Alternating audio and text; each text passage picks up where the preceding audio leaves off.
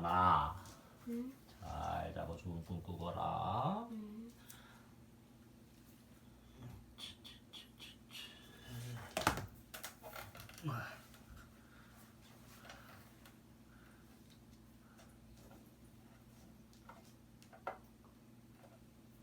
자,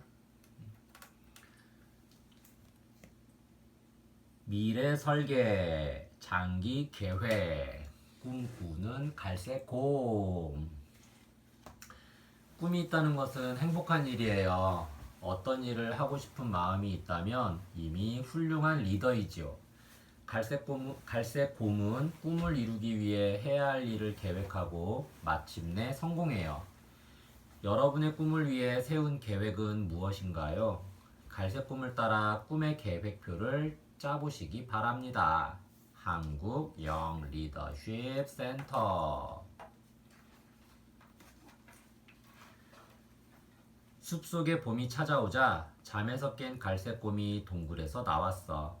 갈색곰은 다른 친구들처럼 뛰어다니고 아름드리 나무에 올라가 저 먼 세상을 바라보고 싶었어. 하지만 절룩거리는 다리로는 어려운 일이었지. 갈색곰은 어렸을 적에 사냥꾼의 덫에 걸려 다리를 크게 다쳤거든. 강가에 앉아있던 갈색곰은 물을 가르며 헤엄치는 비버를 보았어. 슥 스르륵. 햇살을 받은 강물은 방울방울 별처럼 반짝였지. 아픈 다리 때문에 한 번도 헤엄을 쳐본 적이 없는 갈색곰은 마음속으로 외쳤어. 나도 헤엄을 치고 싶어. 저렇게 힘차고 자유롭게 헤엄을 치고 싶어. 그날부터 갈색곰은 남몰래 비버들이 헤엄치는 모습을 흉내냈어. 그러다 비버 할아버지한테 들켜버렸지. 뭐 하는 거냐? 헤엄치는 연습이요. 그걸 왜 하는데? 갈색곰은 얼굴이 빨개지며 대답했어. 바다에 가고 싶어서요. 다리가 아파. 걸어서는 갈 수가 없거든요. 비버 할아버지는 갈색곰의 딱한 사정을 듣고 갈색곰을 도와주기로 했어. 바다로 헤엄쳐 가기엔 날씨가 따뜻한 여름이 좋아. 곧 3월이니까 7월에 바다로 가자꾸라. 갈색곰과 비버 할아버지는 계획을 세웠어. 3월, 4월, 5월, 6월의 목표를 정하고 목표를 이루기 위해 무엇을 해야 할지도 차근차근 정했지. 3월의 목표는 힘을 기르는 거야. 바다까지 헤엄쳐 가려면 건강해야 하고 발다리도 튼튼해야 하거든. 갈색곰은 날마다 팔굽혀펴기 100번에 나무에 매달리기 100번, 바위 들어올리기 100번을 했어. 힘들었지만 갈색곰은 아주 잘 이겨냈어. 4월의 목표는 연못에서 헤엄치기. 갈색곰은 처음에는 물에 뜨는 것도 어려웠지만 보름이 지나면서 헤엄을 칠 수 있게 되었어. 우와, 내가 헤엄을 친다. 5월의 목표는 강에서 헤엄치기. 처음에는 시내 끝에서 끝까지, 그 다음에는 강을 가로지르기. 마지막은 강을 따라 헤엄치기야. 앞불싸. 강을 따라 헤엄치던 갈색곰이 물에 빠져버렸어. 갈색곰은 비버들의 도움으로 간신히 물 밖으로 나왔어. 전 아무래도 안 되겠어요. 욕심이 너무 컸나 봐요. 갈색곰이 눈물을 글썽이며 말했지. 갈색곰아, 바다로 헤엄쳐 가는 건 네 꿈이야. 꿈을 이루는 게 어디 쉬운 일이겠니? 하지만 넌 지금까지 아주 잘해왔단다. 그날 밤 갈색곰은 오래오래 밤하늘을 바라보았어. 갈색곰은 다시 비버 할아버지를 찾아갔어. 6월부터 갈색곰은 날마다 강을 가로질러 헤엄치는 연습을 하고 밤에는 늦도록 바다에 대해 공부를 했어. 비버들은 거친 파도와 싸우는 방법과 해파리와 말미잘 같은 위험한 동물들을 피하는 방법을 알려주었어. 드디어 7월이야. 갈색 꼬마, 떠날 준비는 됐니? 네, 준비됐어요. 갈색곰과 비버 할아버지는 강을 따라 헤엄치고 또 헤엄쳤어. 헤엄치다가 해가 지면 강가에서 잠을 자고 날이 밝으면 다시 헤엄을 쳤지. 어느덧 강이 점점 넓어졌어. 바다가 가까워진 거야. 그런데 비버 할아버지에게 문제가 생겼어. 내가 늙고 몸이 아파. 더 이상은 여행을 계속할 수 없겠구나. 갈색 꼬마, 혼자서도 잘할 수 있겠지? 혼자가 된 갈색곰은 용기를 내어 헤엄치고 또 헤엄쳤어. 와, 드디어 바다야. 바다는 갈색곰이 꿈꾸던 모습보다 훨씬 더 크고 아름다웠어. 갈색곰의 눈에서 주르륵 눈물이 흘렀어. 내가 해냈다. 나도 할 수 있어. 집으로 돌아온 갈색곰은 겨울을 맞이했어. 다시 길고 깊은 겨울잠에 푹 빠졌지. 겨울이 지나고 따뜻한 봄이 오면 갈색곰은 또 다른 꿈을 꾸게 될 거야. 이야기 속 리더십. 갈색곰의 아름다운 도전. 이 책은 다리가 아픈 갈색곰이 수영을 배워 바다로 헤엄쳐 가기까지의 과정을 담은 장기 계획의 이야기입니다. 갈색곰은 어릴 때 사냥꾼의 덫에 걸려 다리를 다친 뒤 절룩절룩 다리를 절었어요. 갈색곰은 어느 날 강에서 헤엄을 치는 비버들을 보고 자신도 그렇게 헤엄쳐서 바다를 가고 싶은 꿈을 갖게 되지요. 갈색곰의 딱한 사정을 듣고 비버 할아버지는 꿈을 이룰 수 있도록 도와주기로 했어요. 둘은 먼저 장기 계획을 세우지요. 3월부터 6월까지 날마다 목표를 정하고 다시 각각의 목표를 이루기 위해 필요한 것들을 구체적으로 정했어요. 그리고 매달 갈색곰과 비버 할아버지는 차근차근 목표를 이루어 갔어요. 물론 어려움이 전혀 없었던 건 아니에요. 갈색곰은 아픈 다리 때문에 고생을 했고 물에 뜨는 것조차 어려웠으며 강물 속에 빠지기도 했어요. 하지만 꿈을 이루는 게 쉽지 않다는 것을 잘 알기에 그 모든 어려움들을 하나씩 이겨냈지요. 드디어 7월이 되어 갈색곰은 강을 따라 헤엄치고 헤엄쳐서 바다를 향해 갔어요. 드디어 7월이 되어 갈색곰은 강을 따라 헤엄치고 헤엄쳐서 바다를 향해 갔어요.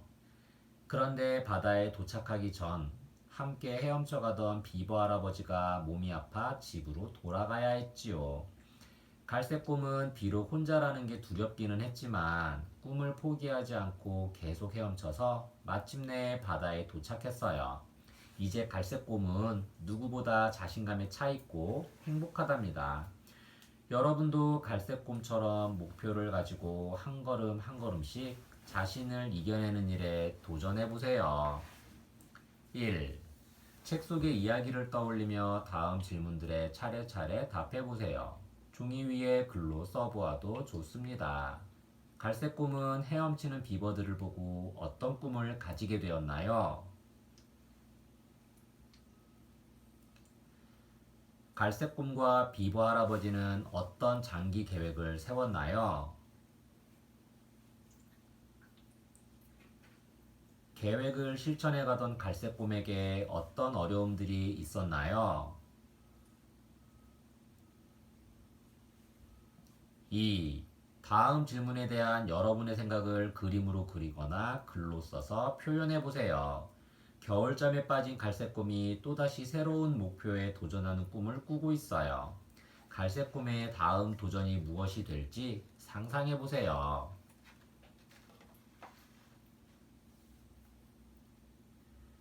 리더십 속 장기 계획.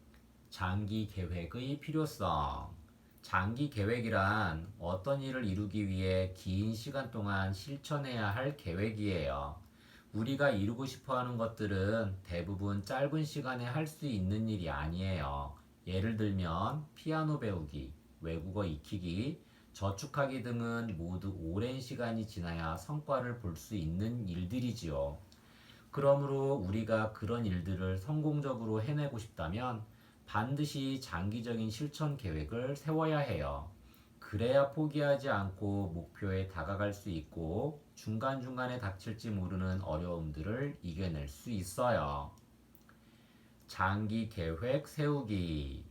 첫째, 목표를 분명히 하고 언제까지 그 목표를 이룰 수 있을지 기간을 예상해 보세요.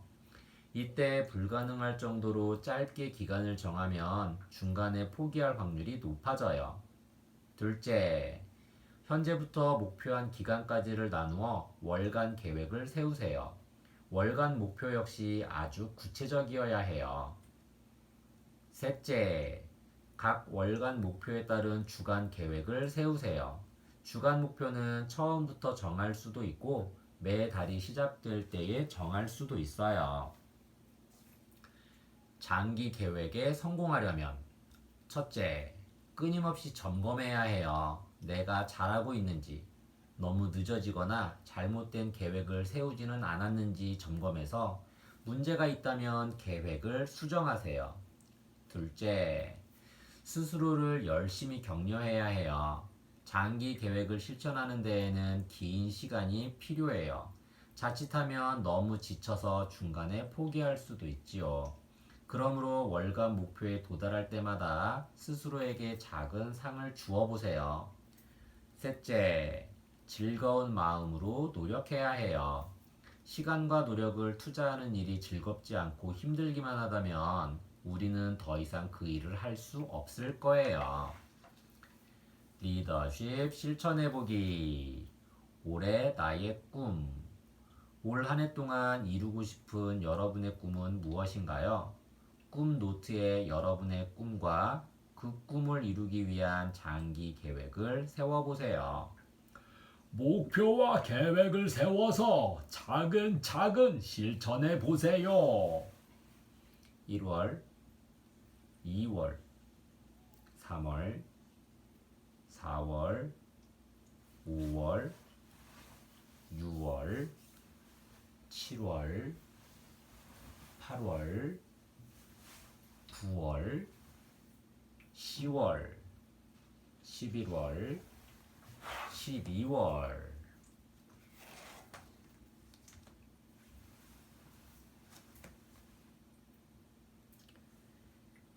미래 설계, 멘토링, 이야기 짓는 아이 페페. 볼품없는 겉모습 때문에 놀림받던 페페는 어느 날 안데르센의 동화를 읽고 동화 작가가 되고 싶은 꿈을 갖게 돼요. 결국 그 꿈이 페페를 변화시키고 발전시키지요. 훌륭한 리더에게는 목표로 삼고 열심히 달려온 대상이자 리더를 이끌어주는 힘인 멘토가 있답니다. 여러분의 멘토는 누구인가요? 한국 영 리더십 센터. 페페는 참 볼품없는 아이였어. 자그마한 몸집에 헝클어진 곱슬머리를 하고 두꺼운 안경까지 쓰고 있었지. 친구들은 그런 페페를 놀려댔어. 저기 양털머리 페페가 간다. 부엉이는 페페야, 어디 가니? 도서관의 책들은 외로운 페페를 기쁘게 하는 하나뿐인 친구였어. 낡은 책에서 나는 냄새를 맡고 빛바랜 글자와 그림을 보면 페페는 마음이 편안해졌어. 그렇게 책에 빠져 있다 보면 어느새 글자와 그림이 페페의 손을 잡고 상상의 세계로 이끌었지. 그날도 페페는 도서관에서 책 한 권을 꺼내 들었어. 미운오리 새끼. 어미오리의 품에서 태어난 백조가 미운오리라 불리며 구박을 받았지. 미운오리는 이곳저곳을 떠돌며 목숨까지 잃을 뻔했지만 결국 자신이 멋진 백조라는 것을 알게 된다는 동화였어. 페페는 자기도 모르게 뚝뚝 눈물을 흘렸어. 페페야, 왜 우니? 도서관 사서 선생님이 다정하게 물었어. 이 미운 오리 새끼가 꼭 저 같아서요. 저도 백조가 될 수 있을까요? 선생님은 페페의 눈물을 닦아주며 말했어. 그럼 될 수 있고 말고. 페페야, 이 책을 쓴 사람은 안데르센이야.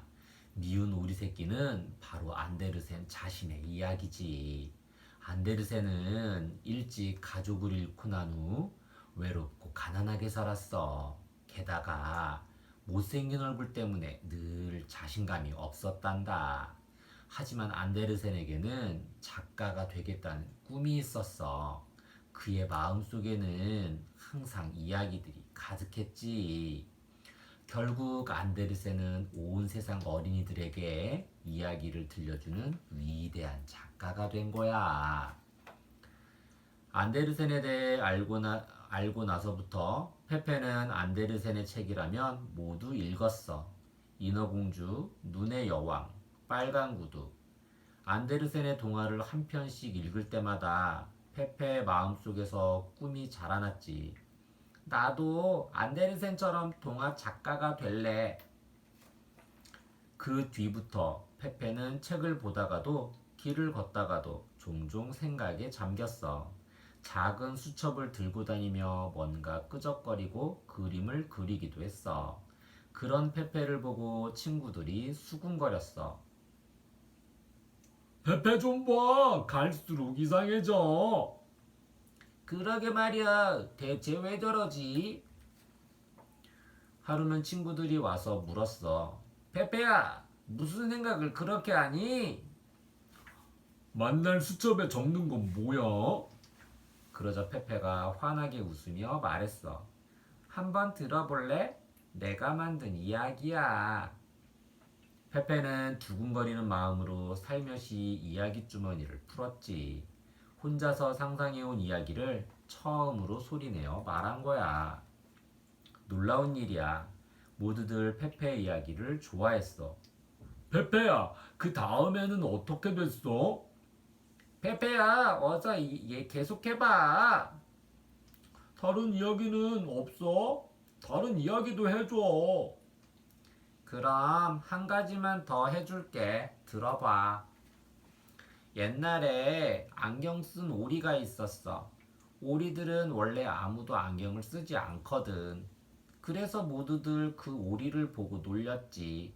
하지만 안경 쓴 오리에게는 특별한 능력이 있었어. 다른 오리들은 눈이 2개인데 이 오리는 눈이 4개라서 아무도 못 보는 걸 볼 수 있었던 거야. 그래서 오리들을 잡아먹으러 숨어있던 늑대도 발견할 수 있었지. 안경 쓴 오리는 늑대에게 맛있는 오리구이를 주겠다고 속였지. 그리고는 깃털 몇 개를 불에 태워 늑대가 냄새를 킁킁 맡는 동안 몰래 늑대의 꼬리에 바위를 매달아 연못 속에 풍덩. 다른 오리들은 기뻐서 만세를 불렀어. 다음 날 오리들은 모두 종이 안경을 쓰고 나타났어. 안경 쓴 오리만큼 멋져 보이려고. 페페는 오늘도 한 걸음씩 동화 작가의 꿈에 다가가고 있어. 페페는 더 이상 양털머리 페페가 아니야. 부엉이 눈 페페도 아니야. 페페는 이야기 짓는 아이 페페야. 안데르센 아저씨, 고맙습니다. 이야기 속 리더십. 나를 이끌어주는 힘. 이 책은 볼품없는 외모 때문에 친구들의 놀림을 받던 페페가 안데르센의 동화를 읽고 나서 자신도 동화 작가가 되겠다는 꿈을 가지고 멋지게 변해가는 모습을 그린 멘토링과 관련된 이야기입니다. 페페는 늘 친구들의 놀림을 받았어요. 몸집도 작고 머리도 헝클어진 데다가 두꺼운 안경까지 꼈으니까요. 그런 페페를 기쁘게 하는 유일한 친구는 책이었어요. 페페는 어느 날 미운 오리 새끼라는 책을 읽었어요. 페페는 미운 오리 새끼의 모습이 자신과 많이 닮았다고 생각했어요. 책을 읽고 울음이 터진 페페에게 도서관의 사서 선생님은 그 책을 지은 안데르센의 이야기를 해주었어요. 페페처럼 늘 혼자였고 자신감이 없던 안데르센이 꿈을 가지고 노력해서 훌륭한 작가가 되었다는 이야기였지요. 페페는 자신도 안데르센처럼 동화 작가가 되겠다고 마음먹었어요. 많은 생각을 하고 그 생각들을 메모로 남기면서 동화를 쓰기 위한 준비도 했지요. 그리고 페페는 그동안 자신이 생각해왔던 동화를 친구들에게 들려주었어요. 친구들은 페페의 이야기에 푹 빠졌지요. 그 뒤로 페페는 더 이상 친구들의 놀림을 받는 아이가 아니었어요. 페페는 이제 이야기 짓는 아이 페페로 불렸답니다. 안데르센을 멘토로 삼고 자신의 꿈을 키운 페페. 멘토의 역할이 얼마나 중요하며 꿈을 향해 노력하는 모습이 얼마나 아름다운지를 알려주는 감동적인 이야기랍니다. 1. 책 속의 이야기를 떠올리며 다음 질문들에 차례차례 답해보세요. 종이 위에 글로 써보아도 좋습니다. 친구들은 페페를 뭐라고 하며 놀렸나요? 페페는 어떤 순간이 가장 행복했나요? 왜 그랬나요?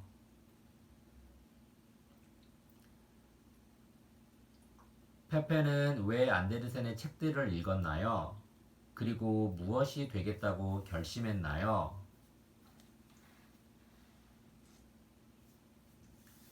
2.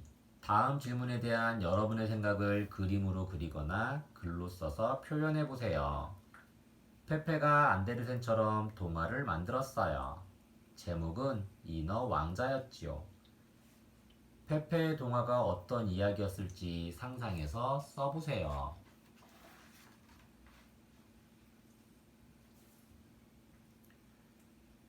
리더십 속 멘토링. 멘토링의 어원. 멘토링의 어원은 그리스 신화에서 찾을 수 있어요. 트로이 전쟁에 나가게 된 오디세우스는 그동안 자신의 아들인 텔레마코스가 아버지 없이 혼자 자랄 것이 걱정되었어요. 이에 오디세우스는 자신과 가장 친한 친구 멘토에게 아들의 교육을 맡겼어요. 멘토는 오디세우스가 전쟁에서 돌아오기까지 무려 10여 년 동안 텔레마코스의 친구이자 상담자, 때로는 아버지가 되어 텔레마코스를 잘 돌보았다고 해요. 그 뒤로 멘토라는 이름은 지혜와 신뢰로 한 사람의 인생을 이끌어주는 스승이나 인생의 안내자를 뜻하게 되었어요. 멘토의 가르침을 받는 사람을 멘티라고 해요. 멘토링은 멘토가 텔레마코스를 돌본 것처럼 경험과 지식이 풍부한 사람이 멘티를 맡아 지도하고 조언하면서 실력과 잠재력을 개발하도록 돕는 것을 말해요. 멘토링에 성공하기 위해서는 훌륭한 멘토를 만나는 것뿐만 아니라 멘토를 존경하고 멘토링 과정에서 성실하게 임하는 자세가 필요해요. 아무리 훌륭한 멘토를 만난다고 하더라도 노력하지 않으면 성공할 수 없으니까요. 멘토링에 성공한 사람들. 우리가 이름만 들으면 알 수 있는 위인들 뒤에는 늘 멘토가 있었어요. 한석봉을 가르친 어머니, 헬렌 켈러를 가르친 설리번 선생, 허준에게 의학적 지식을 전해준 유이태 등이 위대한 멘토라고 할 수 있지요. 훌륭한 멘토 아래에서 가르침을 받는 멘티들은 열심히 멘토링의 과정에 참여했어요. 이렇듯 멘토링은 우리를 사회의 리더로 만들 수 있는 기회이자 훈련의 과정이죠. 진지한 자세로 멘토링에 참여한다면 언젠가는 우리도 누군가의 멘토가 될 수 있답니다. 리더십 실천해보기. 나의 멘토, 나의 멘토링. 주변을 돌아보고 여러분이 본받을 수 있는 멘토를 찾아보세요. 그리고 그 멘토에게 어떤 점을 배우고 싶은지, 어떻게 멘토링에 참여할지에 대해 생각을 적어보세요. 나의 멘토의 사진을 붙여보세요. 나의 멘토는 누구인가요? 왜 이 사람을 멘토로 삼고 싶은가요? 나의 멘토에게서 배울 점은 무엇인가요?